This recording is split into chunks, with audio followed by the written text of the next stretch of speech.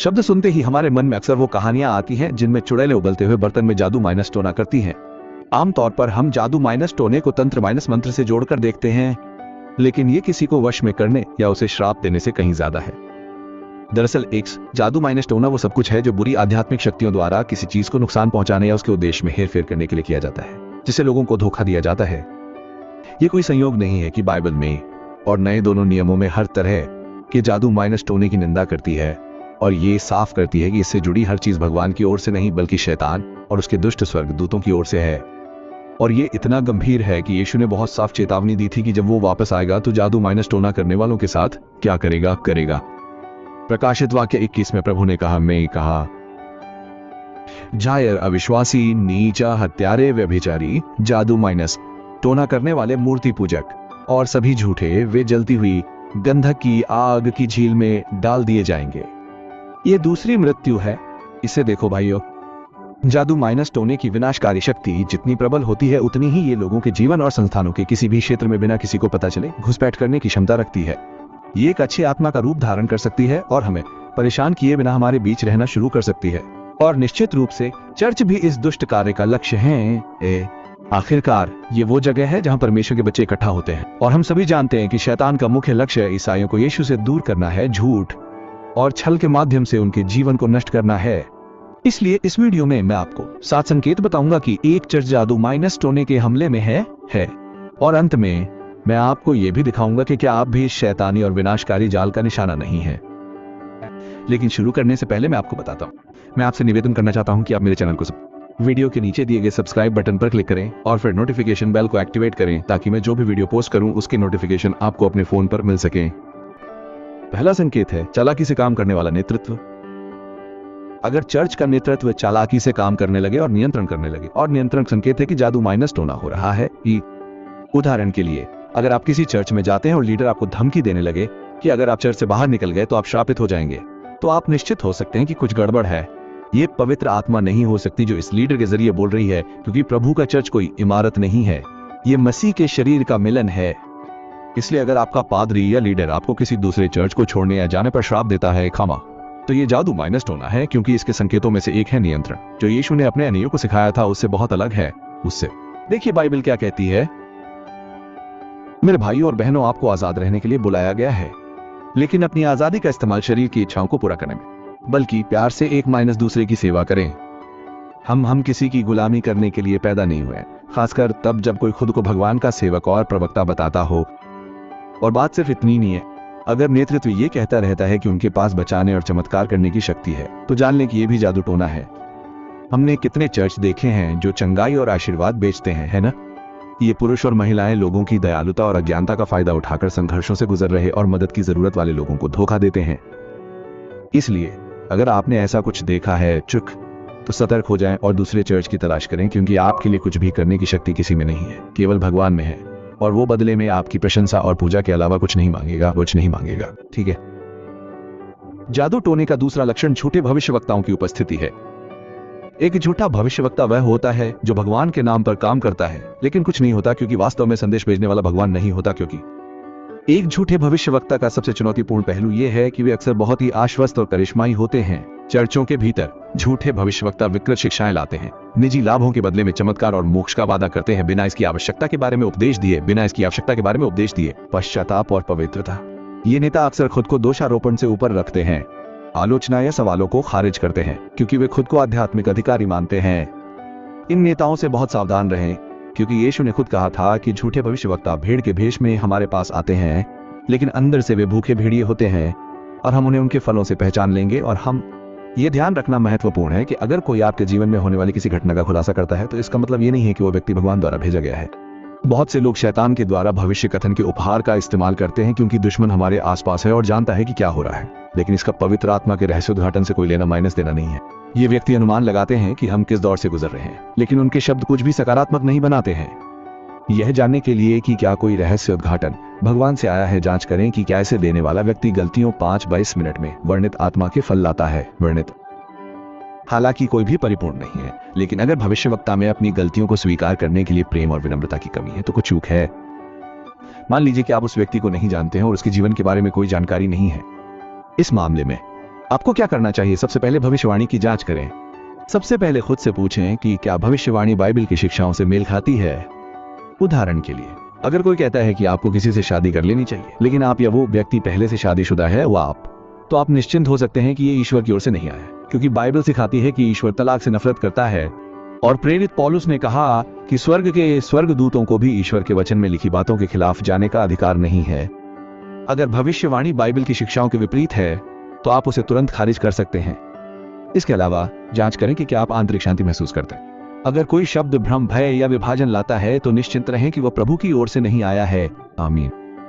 इस बात पर जोर देना जरूरी है कि ईश्वर अपने लोगों से बात करने के लिए लोगों का इस्तेमाल करता रहता है, और झूठे भविष्यवक्ता शब्द इसलिए मौजूद है क्योंकि ईश्वर द्वारा इस्तेमाल किए गए हजारों सच्चे भविष्यवक्ता भी हैं। दोनों के बीच का अंतर उनके संदेश में है। सच्चे भविष्यवक्ता हमेशा लोगों के दिलों को यीशु क्रूस पर उनके द्वारा हासिल की गई आजादी की ओर निर्देशित करने पर ध्यान केंद्रित करते हैं। ठीक है। तीसरा संकेत, विभाजन और गपशप। चर्च के सार को समझने का सबसे तेज तरीका है सदस्यों के बीच कैसा व्यवहार है, इसका निरीक्षण करें। अगर आप किसी चर्च में जाते हैं और देखते हैं कि लोग एक माइनस दूसरे की बुराई कर रहे हैं, नेतृत्व की आलोचना कर रहे हैं और उस समुदाय से जुड़ी हर चीज के बारे में शिकायत कर रहे हैं, तो आप निश्चित हो सकते हैं कि जादू माइनस से टोना हो रहा है। ये तब और भी चिंताजनक हो जाता है जब नेता भी इसमें शामिल हों। अगर वे कम से कम चर्च को एकता और प्रेम से चला रहे होते, सदस्यों को गपशप के पाप से उबरने में मदद कर रहे होते, तो हम कह सकते हैं कि उस जगह पर भगवान का हाथ था। हालांकि जब नेतृत्व भी फूट डालता है तो इसका मतलब है कि चर्च में दिखने से कहीं ज्यादा बड़ी समस्या है। जब शैतान नेताओं और सदस्यों को एक माइनस दूसरे के बारे में गपशप करते और नकारात्मक बातें करते देखता है तो वह खुश होता है, क्योंकि वास्तव में वे उसके मिशन को पूरा करने में उसकी मदद कर रहे हैं, जो कि मसीह की चर्च को नष्ट करना है। दिलचस्प बात यह है कि इन सब के बाद भी लोग हाथ उठाकर भगवान की पूजा करते हैं, जैसे कि कुछ भी गलत नहीं है। हालांकि समस्या यहीं खत्म नहीं होती। दुर्भाग्य से कई आध्यात्मिक नेता लोगों के भरोसे का फायदा उठाकर उनके रहस्य सुनते हैं और फिर उन्हें हर किसी तक पहुंचाते हैं। भाई और बहनों, चर्च एक ऐसी जगह होनी चाहिए जहां लोग प्रभु की तलाश कर सकें और समर्थन पा सकें। एक ऐसी जगह जहां वे अपनी समस्याओं के बारे में खुलकर बात कर सकें और इन नेताओं से सांत्वना पाते हैं। अगर ऐसा नहीं होता है तो इसका कारण यह है कि उस जगह पर पहले से ही दुश्मन मौजूद है। एक पादरी के रूप में मैं जानता हूं कि बहुत से लोग चर्च जाते हैं क्योंकि ये एकमात्र ऐसी जगह है जहां उन्हें बिना किसी निर्णय के सुना और सांत्वना मिलती। और एक नेता जो सबसे बुरा काम कर सकता है वो है किसी की कमजोरी का फायदा उठाना। ये शैतानी है, क्योंकि ये यीशु की शिक्षाओं के विरुद्ध है। चौथा लक्षण, मूर्ति पूजा। अगर कोई चर्च अपने सदस्यों को सुरक्षा उपचार या आशीर्वाद के लिए कोई वस्तु प्रदान करता है तो जान लें कि वो जादू टोना के प्रभाव में है। चाहे वे आपको इसके विपरीत समझाने के लिए कितनी भी बाइबल की आयतों का उपयोग करें, ये ईश्वर से नहीं आता है। यीशु के नाम के अलावा कुछ भी आपको बचा और आशीर्वाद नहीं दे सकता है। ठीक है, ये ईश्वर से नहीं आता है। यीशु के नाम के अलावा कुछ भी आपको बचा और आशीर्वाद नहीं दे सकता है। ठीक है। मैंने वहां कई धार्मिक संप्रदायों को तेल, तौलिया, पानी की बोतलें और यहाँ तक कि झाड़ू और अन्य वस्तुओं को अपमानजनक कीमतों पर बेचते हुए देखा है, इस वादे के साथ कि यह समृद्धि, स्वास्थ्य लाएगा। लेकिन ये लोगों को मूर्ति पूजा में कैद करने के लिए शैतान के धोखे से ज्यादा कुछ नहीं है। ये सही है भाइयों और बहनों। बहुत से लोगों के पास है मूर्ति पूजा को विकृत दृष्टिकोण से देखा है। ये केवल छवियों की पूजा से संबंधित है, लेकिन ऐसा बिल्कुल नहीं है। मूर्ति पूजा वो सब कुछ है जो ईश्वर यीशु में हमारे विश्वास का स्थान लेता है। और ये केवल वस्तुओं पर लागू नहीं होता है। कई चर्च जादू टोना से दूषित हैं क्योंकि वे अपने नेताओं को मूर्तिमान करते हैं। यानी वे यीशु की पूजा नहीं करते, बल्कि उन पुरुषों या महिलाओं की पूजा करते हैं जो अभिषिक्त होने का दावा करते हैं। हालांकि वे लोगों को केवल प्रभु की पूजा करने के लिए प्रेरित नहीं कर रहे हैं। पांचवा लक्षण, आध्यात्मिक उपहारों को अस्वीकार करना। यदि आप देखते हैं कि किसी चर्च का नेतृत्व उन सदस्यों को अनदेखा कर रहा है जिन्हें ईश्वर से आध्यात्मिक उपहार मिले हैं, तो जान लें कि कुछ गड़बड़ है। मैंने ऐसे मामले देखे हैं जहां ईश्वर ने चर्च के एक सदस्य के जीवन का उपयोग उस समुदाय के लोगों को आशीर्वाद देने के लिए करना शुरू कर दिया। हालांकि अचानक उस भाई को मंत्रालय से हटा दिया गया और उसे मंडली के कार्यक्रमों में आमंत्रित करना बंद कर दिया गया। एक अन्य अवसर पर मैं एक जोड़े से मिला जिन्हें एक पारंपरिक चर्च से निकाल दिया गया था क्योंकि पूजा के समय दोनों ने एक साथ भाषाओं का उपहार प्राप्त किया था और पादरी ने उन्हें वहां से निकल जाने और दूसरा चर्च खोजने के लिए कहा। एक सच्चा ईसाई चर्च लोगों को ज्ञान, व्यवस्था और प्रेरित पौलुस द्वारा सिखाई गई शालीनता, इसे ईर्ष्या, द्वेष या धार्मिकता के कारण लोगों से मुंह नहीं मोड़ना चाहिए। शैतान चर्च में पवित्र आत्मा के प्रकट होने से नफरत करता है और इसलिए भाइयों के बीच कलह और प्रतिद्वंद्विता पैदा करने के लिए हर संभव प्रयास करता है। छठा संकेत धर्म त्याग है। ये एक ऐसा शब्द है जिसे हमने हाल ही में बहुत सुना है, खासकर जब हम किसी को मसीह के लौटने के संकेतों के बारे में प्रचार करते हुए सुनते हैं। धर्म त्याग शब्द का अर्थ है यीशु में विश्वास का परित्याग या त्याग। इसलिए जब आप किसी चर्च में प्रवेश करते हैं और पाते हैं कि लोग ईश्वर के प्रति प्रेम और भय के बिना हर काम अपने तरीके से कर रहे हैं, तो इसका मतलब है कि दुश्मन पहले ही प्रवेश कर चुका है और वो काम कर रहा है उदाहरण के लिए ऐसे कई चर्च हैं जहां उनके नेता भगवान की सेवा करने का दावा करते हैं, लेकिन वे अपने फायदे के लिए शब्द के संदर्भ को बदल देते हैं, काम से असंबंधित चीजों के लिए दशमांश और प्रसाद का उपयोग करते हैं। उनमें से कई यौन पापों में पड़कर घोटाले करते हैं और यहाँ तक कि समलैंगिक विवाह की वकालत भी करते हैं। संक्षेप में, वे हर तरह की गलतियां करते हैं और चर्च को ढाल के रूप में इस्तेमाल करते हैं ताकि ये सही ठहराया जा सके कि वे भगवान की संतान हैं और वो प्रभु ने वैसे ही प्यार करते हैं जैसे वे हैं। चाहे हम कितने भी दोषपूर्ण क्यों न हो, चर्च ऐसी जगह नहीं हो सकती जो पाप को गले लगाए और उसे सामान्य समझे। मसीह ने चर्च को पापियों की देखभाल करने, उन्हें पश्चाताप और जीवन में बदलाव का मार्ग दिखाने के लिए प्यार किया। आमीन। और सातवां लक्षण है सच्ची आराधना का अभाव।